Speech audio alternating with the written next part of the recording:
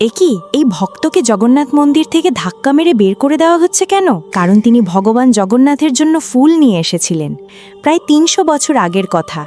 বাংলার শাহাপুর গ্রামের এক নিষ্ঠাবান ভক্ত ছিলেন মনোহর দাস।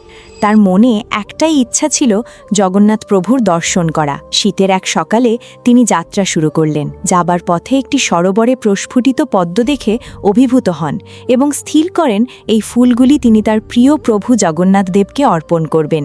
ফুলগুলি যাতে শুকিয়ে না যায় সেজন্য তিনি ফুলগুলো তার গামছায় জড়িয়ে নিলেন এবং মাঘ মাসের হাড় কাঁপানো শীতে মনোহর দাস পায়ে হেঁটে পুরীর উদ্দেশ্যে রওনা হন। দীর্ঘ কয়েকদিনের যাত্রাপথে বারবার গামছা ভিজিয়ে তিনি ফুলের সতেজতা বজায় রাখার আপ্রাণ চেষ্টা করেন। মাঘী অমাবস্যার দিন তিনি পুরীতে পৌঁছান। পুরীতে পৌঁছাতে অনেক দিন সময় লেগে যায়। দীর্ঘ যাত্রার ফলে এবং অযত্নে গামছার ভেতরের ফুলগুলো পচে কালো হয়ে দুর্গন্ধ ছড়াতে শুরু করে।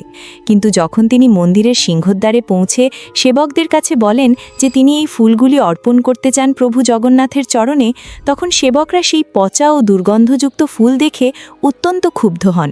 তারা মনোহর দাসকে ভণ্ড এবং অজ্ঞানী বলে গালিগালাজ করেন এবং তাকে মারধর করে মন্দির থেকে বের করে দেন। তার নিয়ে আসা ফুলের পুটলিটিকে আবর্জনার মতো ছুঁড়ে ফেলে দেওয়া হয়। পরের কাহিনী দেখার জন্য ভিডিওটি লাইক করুন ও চ্যানেলটি সাবস্ক্রাইব করুন আর কমেন্টে লিখুন জয় জগন্নাথ।